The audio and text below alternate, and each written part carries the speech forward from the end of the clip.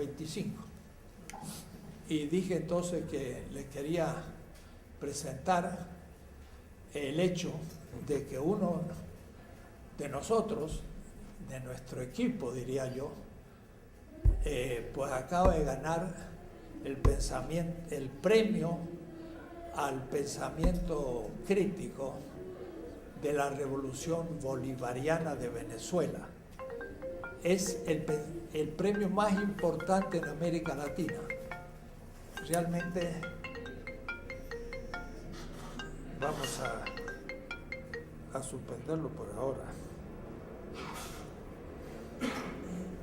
Y dije a Juan José que quería que lo festejáramos un poco entre nosotros, porque tantos años que participa, no me acuerdo ya cuántos años que apareció en un curso allá por Iztapalapa, y yo creo que en uno de esos cursos sobre Marx, hasta era el único alumno que estaba ahí presente, porque no había mucho, pero es una larga paciencia y la construcción de un gran pensador. Juan José, cuéntanos un poco, aunque sea la emoción que te ha causado el premio y un poco el argumento del libro.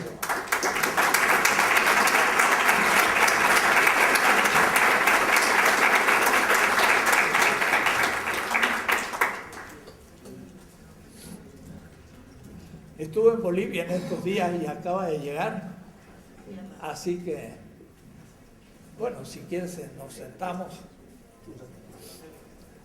Primero, como se hace así en la televisión, pues, ¿qué te causó emocionalmente el saber que había sacado el premio? Y después mostrarlo un poco. Bueno, buenas tardes. Algunos me conocen, otros no me conocen. Soy de los alumnos más antiguos del doctor Dussel, desde el 88. Yo llegué acá, yo no sabía quién era, no lo conocía, y yo vine en busca de una buena formación. Entonces, un día me enteré de que él estaba dando un seminario sobre Marx en la UAM Iztapalapa. Yo había venido acá, pero yo estaba inquieto, yo me movía por todo lado, hasta fui a la UAM Iztapalapa y ahí vi que le estaba dando. Pero yo no sabía quién era Enrique Dussel, filosóficamente, ¿no? Entonces, las dificultades del horario, todo eso, que siempre llegaba cuando él no estaba. Y al final, entonces, un día, voy el día que me dicen, ese día, pues, por decir, digamos, ¿no? Que me dicen a las 3 es el seminario. Entonces yo llego a las 3. Ya había empezado el seminario, había empezado a las 2 por decir, y digo, ¿y ahora qué hago? Porque yo no conocía bien el DF, yo no sabía moverme de aquí para allá, no sabía llegar bien, etcétera, ¿no? Entonces dije, ¿y ahora qué hago? Entonces él estaba en pleno curso, que toqué la puerta y pregunté por el doctor, había unos cuantos alumnos ahí, y le dije, quisiera hablar con usted, y él salió. La primera vez que lo vi salir de clases, porque siempre que está dando clases él está dentro y nunca sale, ¿no? Entonces salió y le expliqué mi situación, que acababa de llegar acá, que yo quería asistir al seminario, todo eso. Entonces me dijo, sí, puedes venir, todo eso, no hay ningún problema. Y entonces ya empecé a asistir al curso, todo eso, y bueno, ahí empecé recién a darme cuenta quién era Enrique Dussel, ¿no? Entonces, terminamos ese seminario y vine aquí a la UNAM, ya inscrito formalmente. Entonces ya ahí continuamos con el seminario. Él acababa después de eso de llegar a Alemania con la discusión que había tenido con Carlotto Appel. Me metí al seminario y ahí empezó la formación y continuamos, y ahí me di cuenta que hacer filosofía no es leer libritos, no es comentar a autores, ¿no? Sino que es pensar problemas. Pero eso no se aprende en una maestría o en un doctorado, eso lleva, ¿no? Años, mucho trabajo, realmente mucho trabajo, tener mucha persistencia. Entonces, lo que yo he aprendido con el doctor Dussel, he tratado siempre de enseñar y difundir a los alumnos, porque mucha gente, por la mala formación que tiene, creen que hacer filosofía es leer libritos, ¿no? Es el mito de que tengo el libro, tengo el conocimiento. O si no, he leído una vez el libro y ya tengo el conocimiento. Es falso eso, ¿no? Entonces uno puede tener una biblioteca de 10.000, 20.000 ejemplares y no tener la más remota idea de la filosofía. Y eso les pasaba a los medievales, ¿no? Por la historia ahora sabemos de que gracias a los griegos, a la migración griega en el siglo XVI, los europeos recién pudieron haber entendido libros tan complejos como la Metafísica o el Almagesta de Ptolomeo. Pero los filósofos no eran europeos, eran judíos o musulmanes. Ellos les enseñaron, o sea, tenían cualquier cantidad de escuelas de Aristóteles, pero como dicen acá, no daban pie con bola, ¿no? Se necesita el maestro. Entonces yo tuve al maestro, seguí al maestro desde el 88, son más de 25 años. Entonces este librito es un, ¿cómo se llama?, el resultado de ese tipo de persistencia, ¿no? Antes de esto he publicado 8 libros. Han sido los momentos preparatorios para llegar a algunas categorías y en este libro ya me lanzo, digamos, con un pensamiento propio, ¿no? Ya no, digamos, explicando al maestro, sino ya lanzando con las hipótesis propias y pensando a partir de lo que el maestro ha enseñado, ¿no? Hay que pensar problemas. La filosofía piensa problemas. Y cuando el filósofo piensa problemas, entonces su filosofía es un testimonio del tiempo. Entonces, Dussel descubrió el nuevo locus a partir del cual se puede pensar la filosofía de otro modo, es el Pauper latinoamericano, lo he explicado N veces. Yo, persiguiendo esa hipótesis, descubrí el más allá del Pauper latinoamericano, que es el pueblo amerindiano, es más Pauper que el Pauper latinoamericano, por decir. Y eso desde el 91, ¿no? Que en el diálogo con Apple hay la primera hipótesis ahí, ¿no? Entonces, ¿quién creía que se podía pensar filosóficamente desde los pueblos indígenas? Nadie, no, nadie. Ahí empezamos poco a poco. Y la primera vez que solté la primera hipótesis fue diciembre de 1999. ¿No se acuerdan? Estaban tocando, ¿cómo se llama?, que las campanas de los primeros minutos o segundos del 2000. Ahí terminé el primer texto, digamos, que solté la primera hipótesis. Y aquí está, es el primer capítulo de la segunda parte del libro, es un desarrollo de todo eso. Y ahí continuamos y bueno, dialogando siempre con los maestros, ¿no? Uno de ellos el profesor aquí, Enrique Dussel, y otros Francine Kelamer. Pues también tuvimos la oportunidad de dialogar con Apple y así sucesivamente, enfrentando siempre las hipótesis, ¿no? Entonces, bueno, que hubiese salido en esta colección de este editorial, este libro, ya fue una ganancia, porque es la colección de lujo de la editorial Acal, ¿no? Es donde publica Negri, Wallstein, Arrighi, ¿no? Entonces, que tenía que salir en otra colección menor, pero salió en esta colección, y esa ya fue una ganancia, ¿no? Nos presentamos al premio, no es la primera vez que presentamos, el doctor también presentó varias veces. O sea, no es nomás a la primera, sí, ¿no? Y el jurado es más o menos juicioso y, ¿cómo se llama?, crítico, porque es también en última instancia una disputa política, ¿no? ¿Quién va a representar, digamos, dignamente al ganador del premio, ¿no? Y es, como dice el doctor, la derecha tiene cualquier cantidad de premios para premiar a los intelectuales de la derecha. Pero cualquier cantidad. Nunca había un premio que premiara a los intelectuales de izquierda. Nunca. Si digamos, qué sé yo, como los griegos, ¿no? Coronitas de flores, tal vez, ¿no? Sí, diplomitas, tipo de cosas. Pero premio nunca. Hasta que al compañero Hugo Chávez se le ocurre instituir el premio, ¿no? Para fomentar, y por un lado, y por otro lado para honrar al pensamiento crítico, y por otro lado para promoverlo a nivel mundial, para que se vea lo que normalmente está invisibilizado, ¿no? Se instituyó hace 10 años el primer premio, el doctor Francine Kelamer ya se lo puso al premio en otro plano, en otro nivel, ¿no? El segundo fue Bolívar Echeverría. El tercero, un periodista de origen español pero que es colombiano. El cuarto, István Metzaros, ¿no? El quinto, el doctor Dussel. O sea, eso ya para que se den cuenta, ¿no?, quiénes son los premiados. El año pasado estuvo Barta Harnecker y este año este servidor, ¿no? Entonces, de la Facultad de Filosofía de la UNAM, hay 2 premiados, pero son maestros, o sea, Bolívar Echeverría y Dussel. Y ahora yo soy el primer alumno. Bueno, colega. Formado aquí en estas aulas, ¿no? Discutiendo, como usted sabe, muchas veces reemplazo al doctor Dussel, voy continuando las ideas, todo eso, y con la misma seriedad que hemos aprendido de él, ¿no? Entonces, así sea un auditorio de 1000 personas o un aula de 3, 4 personas, con la misma seriedad. Y eso se aprende del maestro, ¿no? O sea, lo que normal, digamos, uno ve un auditorio de 1000 personas y trata de sacar lo mejor, pero si ve un auditorio de 3, 4 personas, dice, no lo tome en serio, ¿no? Entonces, aquí con el doctor Dussel, yo me acuerdo, habían clases sobre Hegel, la ciencia lógica y Marx, habíamos 1, 2, 3 alumnos, y con la misma seriedad, ¿no? Entonces, ahí es donde se cocinan, digamos, las hipótesis más duras, más fuertes. Entonces, yo me siento honrado, bueno, no solo porque sea boliviano y alumno de esta facultad, sino porque, en parte, digamos, es también aquí el doctor es, y ustedes, algunos de ustedes son exalumnos, los conozco desde que acababan de llegar aquí bien chavitos, bien revolucionosos, los he visto madurar aquí en la facultad, algunos exalumnos están haciendo el doctorado en Alemania, ¿no? Entonces algunos de ustedes van a tener también esa posibilidad, y es a trabajar,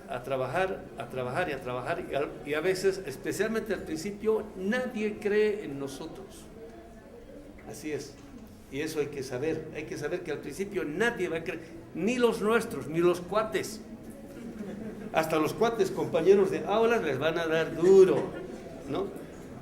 Aquí al doctor Dussel varias veces le han dado duro, digamos, aquí los colegas en la UAM Iztapalapa, aquí yo he visto todo eso, ¿no? Entonces hay que saber que aquí entre los cuates nos van a dar duro, o sea, no van a creer en nosotros, ¿no? Pero igual hay que seguir. Y al final, bueno, llega este tipo de premio o recompensa, ¿no? Y de por medio, bueno, hay situaciones durísimas, las propias de un intelectual como Marx. No tiene trabajo, no tiene salario y hay que seguir. Al doctor también le pusieron la bomba, tuvo que emigrar, ¿no es cierto? Llegar a un lugar en el cual 4 años enseñando por unos cuantos centavos. Y así es, ¿no? O sea, la primera no es reconocimiento y eso hay que saber y hay que estar dispuesto a eso. Eso es parte de la lucha. Y al final, pues llega a veces el reconocimiento, ¿no? Digamos, a Marx le llegó tarde, pero es el gran aliado, el gran pensador, y yo he visto cómo en parte la obra de Dussel se la debe a Marx. También los reconozco, ahora estoy trabajando mucho Marx, ¿no? Persiguiendo las hipótesis de Dussel y de Hinkelhammer, y me está rindiendo unos frutos que ustedes ni se imaginan, ¿no? Muchas veces lo que dice aquí el doctor, se los dice, nos estamos en la punta, somos pensamiento, tecnología de punta, producen los primer mundo, nosotros producimos pensamiento de punta, ¿no? El doctor Dussel lo dice, escuchan los alumnos y no lo creen, o sea, ustedes mismos no lo creen, ¿no? Entonces yo he tenido oportunidad de viajar por aquí, por allá, a muchos lados, enfrento a las hipótesis y me doy cuenta que es pensamiento de punta, pero de la punta a punta, no solamente porque esté adelante, sino porque realmente penetra, ¿no? Entonces ahora estamos en ese tipo de condiciones, y no porque, siempre digo, no es porque el doctor sea el doctor, por decir, no, un servidor, digamos, es que yo soy más inteligente que ustedes, no tiene nada que ver con eso, tiene que ver con, primero el compromiso, después de eso, la capacidad de trabajo, ¿no? Entonces siempre les digo así a los alumnos, porque yo he llegado acá y yo lo he visto, lo he vivido, llegan aquí los alumnos y lo primero que están pensando es en las chelas, las muchachas, el fin de semana. Lo primero que hay que pensar es el trabajo, ¿no? Todos los que piensan en las chelas, el reventón, las chadas, todo eso, siempre terminan mediocres, siempre. Eso así lo tengo, digamos, bien visto. He visto varias generaciones, gente muy inteligente sobre la cual había mucha expectativa, han literalmente fracasado, no solamente como intelectuales, sino también como personas, la pareja, etcétera, ¿no? Entonces hay que trabajar porque tenemos mucho, pero muchísimo trabajo por delante, ¿no? Entonces ahora yo lo digo aquí explícitamente, ahí digamos suelto las hipótesis. Estamos viviendo una época en la cual ahora la modernidad para nosotros empieza a ser lo viejo. lo que está siendo superado radicalmente, ¿no? O sea, la modernidad ya no es más lo nuevo para nosotros. O sea, hay que cambiar de chip. Antes decíamos de cassette, ¿no? Ahora hay que cambiar de chip. La modernidad ya no tiene ninguna novedad para nosotros, ni siquiera para los europeos. Los intelectuales de punta europeos se dan cuenta que su tradición dio todo lo que podía dar y ya no va a dar más. Hay que ser ingenuo para seguir creyendo en el proyecto de la modernidad. Pero pasar del proyecto de la modernidad a lo nuestro, nosotros ingenuamente le hemos creído mucho a la modernidad. Y no lo digo estando en México, lo digo estando en Bolivia. ¿No? Somos bien modernos y no nos damos cuenta. Somos ingenuamente modernos. Le hemos recontra creído a la modernidad, ¿no? Y porque estamos en México, cerca de Oaxaca, Chiapas, que los zapatistas, creo que nosotros ya estamos más allá. No. Sí, como dice Marx, ahí tengo una cita, que estoy trabajando, Marx les dice en París, antes de ir a Inglaterra, les dice a los obreros parisienses, para que la situación de ustedes pueda cambiar, van a tener que pasar 10, 20, 30, 40, 50 años de lucha frontal para que pueda cambiar la situación de ustedes. Pero para que cambien ustedes, va a pasar más tiempo todavía, ¿no? Entonces, por eso ahora decimos que la crítica sujeto-objeto, ahora pasa a la relación sujeto-sujeto, ahora nosotros somos el problema. Si la crítica empieza siendo autocrítica, ¿no? Entonces, el momento en el cual nosotros empecemos a autocriticarnos tiene que ser ahorita, aquí y ahora. Es el tiempo mesiánico. El tiempo mesiánico existe gracias a nosotros. No es algo que acontece, ¿no? Y eso es el diálogo, producto del diálogo con Walter Benjamin. Entonces, si nosotros empezamos a cambiar aquí, ahora, en este momento, es posible que la realidad cambie. De lo contrario, vamos a seguir postergando al futuro la posibilidad del cambio. Y estamos viviendo una coyuntura político-histórica sumamente interesante, en la cual nada está ganado, pero tampoco nada está perdido. Todo depende de nosotros, ¿no? Ahorita en nuestros procesos evolucionarios hay grandes contradicciones. O nos quedamos donde estamos, o retrocedemos para atrás, o avanzamos, pero eso depende de nosotros. Y aquí, digamos, la posibilidad del pensamiento, pensamiento crítico, del intelectual, es fundamental. Nosotros podemos hacer lo que estaba diciendo ahorita el doctor, cuando hicieron la transición del capitalismo al socialismo entre 1917, 18 y 1921, no pudieron pensar ellos la posibilidad de su transición. Y hasta 1926, cuando institucionalizaron el socialismo burocrático, es un poco lo que él dice, pasaron del anarquismo al burocratismo, no hubo posibilidad de discusión. Y nosotros tenemos esa posibilidad, la posibilidad de construir el futuro con el pensamiento. Tenemos esa posibilidad. Y eso hay que hacerlo, ¿no? Y es, digamos, un proceso de compromiso fundamental que hay que hacerlo, ¿no? Entonces, el reconocimiento, ese trabajo llega después, ¿no? Entonces, yo cuando llegué acá ya había estudiado sociología, aquí empecé de nuevo, filosofía, después de 25 años hay este reconocimiento y ahora van a empezar otro tipo de reconocimientos más, porque a uno que lo ponen en un premio de esta naturaleza en otro nivel, pero después de haber trabajado muchos años sin ningún tipo de reconocimiento, es más, hasta a uno no solamente hablan mal de uno, sino que le ponen un trancazo, ¿no? Y todos hay que saber, hay que saber que eso es parte del trabajo de la lucha, todos. Entonces, cuando me llamaron a la casa, el ministro del Poder Popular y la Cultura, él me llamó para comunicarme, me dijo, el jurado acaba de emitir su juicio, el veredicto, y de ahí me lo han pasado a mí, ¿no? Y tú eres, aparte del jurado y el ministro, tú eres el primero en saber. Queríamos decirte para que lo supieras, y más un rato va a haber una conferencia de prensa y ahí se va a anunciar y vas a ver todo eso. Hasta yo pensé que se habían equivocado. Dice, no.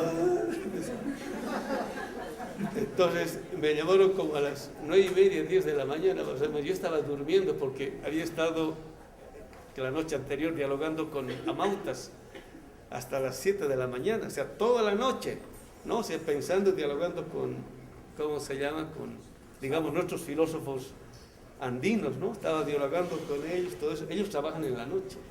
En la noche esto funciona de otro modo, el cerebro, ¿no? Y hay que cuestionar ahora a la neurobiología moderna occidental, ya, hacer para que Esto funciona mal porque la modernidad lo ha constituido mal. Por eso deviene un pensamiento instrumental, de dominación, machista. Ahora estamos descubriendo otro tipo de cosas.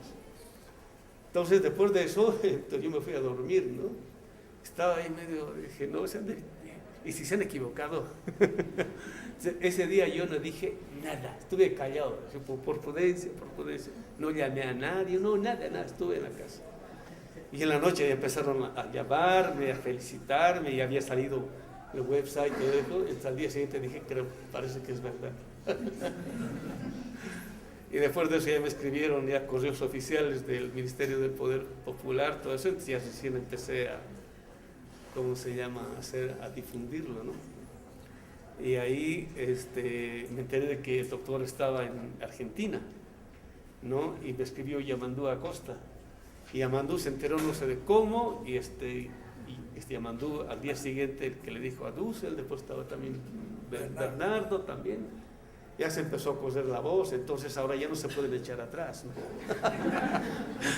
O sea que el premio parece que es verdad, ¿cierto? Entonces, como sucede en este tipo de casos, el próximo mes nos entregarán el premio, porque tienen que publicarlo esto en, ¿cómo se llama? En una editorial de El Perro y la Rata. Exactamente, y para ya una difusión más amplia, todo eso, los de, ¿cómo se llama? Los de ACAL se acaban de enterar del premio. Yo no pude presentarlo en Bolivia porque no habían los ejemplares a Bolivia.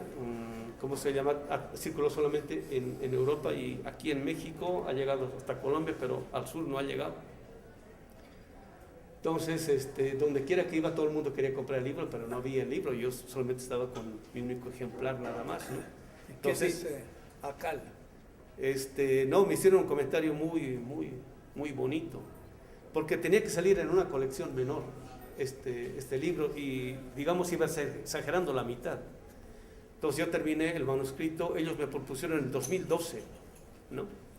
En diciembre del 2012 el manuscrito tenía que entregarlo yo en agosto del 2013 y no pude entregarlo. Después en diciembre del 2013 tampoco pude entregarlo, y al final me pusieron deadline hasta febrero del 2014. Entonces yo concebí todo este libro y les dije, bueno, aquí está, y los envío todo esto. Póngale tijera donde ustedes quieran ponerle tijera y yo no me voy a molestar, nada de eso. Entonces el director de la colección leyó y dijo, no, esto tiene que ir completo, ¿no? Pero iba a ir en una colección menor. Entonces cuando les dio a los de ACAL dijeron, no, esto tiene que ir en esta colección, ¿no? O sea, a los de ACAL se les ocurrió poner en esta colección y salió, ¿no? Entonces ya les dije del premio, entonces me dijeron, bueno, nosotros ya creíamos en ti, por eso te publicamos en la colección de lujo, ¿no?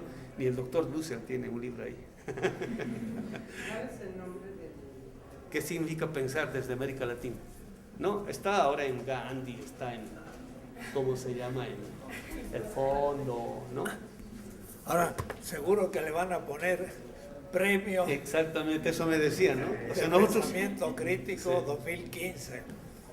Entonces ellos me dijeron, nosotros ya creíamos en ti, y entonces esta es la prueba de que evidentemente le habíamos achuntado a la publicación del libro, ¿no? Entonces ya van a seguir otros libros más en esta colección, después también vamos a entrar a Trota, ¿no? Y entonces ya este tipo de pensamiento va a tener más presencia, ¿no? Pero ustedes se van a dar cuenta, las hipótesis, a veces el doctor es un poco prudente en las hipótesis. Como yo soy chavo, yo me lanzo más todavía, ¿no? Entonces pego más fuerte, más duro todo eso, ¿no? Entonces yo recuerdo muchas veces que yo llego acá, mucha gente me dice, no, dice, estás bien radical. Y en Bolivia me dicen, estás tibio. ¿No? Entonces da para largo todavía. Entonces yo así fraternalmente les sugiero, ustedes tienen aquí cualquier cantidad de tradición de pensamiento de origen amerindio. El 95% de ese pensamiento de origen amerindio está hecho con racionalidad moderna. O sea, hay que rehacer completamente el pensamiento de origen náhuatl, azteca, etcétera, etcétera. Hay que rehacer. Es el único que más o menos ha roto esa visión eurocéntrica, por decir, de los aztecas y mayas y náhuatl, todo eso es Lenkersdorf, ¿no? Pero el resto, ¿no es cierto? Se recupera el pensamiento digamos, mexicano, mexica, ¿no? Con racionalidad moderna, o sea, le dan la vuelta, se lo convierten en su contrario. Y ahí hay cualquier cantidad de chamba para ustedes, pueden hacer una filosofía que ustedes ni se imaginan. Entonces no tienen que ir a Bolivia, no, aquí ustedes tienen, aquí, van aquí a Oaxaca, a la sierra, ¿no? Etcétera, etcétera. A Milpa Alta, aquí a Xochimilco, allá arriba, ya tranquilamente tienen harto, ¿cómo se llama? Campo a partir del cual pueden pensar pensamiento. O sea, tienen por un lado la facultad de la formación, aquí hay academia, aunque la mayoría sea de derecha, pero hay academia. En Bolivia no hay ni academia, ¿no? Entonces ustedes no se dan cuenta. Respecto al primer mundo, bueno, o sea, las universidades europeas, norteamericanas, esto no es lo ideal, pero respecto del sur, yo quisiera que ustedes vayan ahí, le dicen universidad, pero nada en comparación con esto es un lujo, eso tienen que aprovechar ustedes. Cuando yo llegué a esta facultad, la biblioteca daba pena, y ahora tienen una buena biblioteca, ¿no? Y aparte de eso, ustedes pueden bajar libros por internet, pueden fotocopiar libros, ¿no? Cuando yo llegué acá, eso no había todavía, ¿no? Entonces tiene más condiciones y encima de eso les becan, ¿no ven? La maestría, el doctorado, les becan y les pueden financiar estancias afuera. Son grandes condiciones para poder hacer, tienen que trabajar nada más. Cuando yo llegué, ¿no? Ni el saludo nos daban, ¿no? Entonces, y por eso hay, digamos, un aprecio aquí muy fraternal con el doctor, porque yo llegué, fue de los pocos que me tiró bola, no sé, digamos, se identificó con mi situación de ser inmigrante, ¿no? Y llegar aquí a un país en el cual uno no conoce a nadie, tiene nada, ¿no es cierto? Entonces, ahí conoce a uno que otros cuates, uno de los cuates es la hija, digo, el hijo de doña Chuy acá, ¿no es cierto? Y ahí uno va, ¿cómo se llama? Avanzando poco a poco, ¿no? Y después de eso los amigos van quedando porque la vida es difícil, es dura, pero hay que continuar, hay que creer en un proyecto como este, ¿no? Entonces también el doctor creyó en esto y fíjense en lo que está. Entonces uno aprende eso, la constancia, la perseverancia. A uno le dan duro, pero uno sigue. Y ahí está el premio, ¿no? Bravo.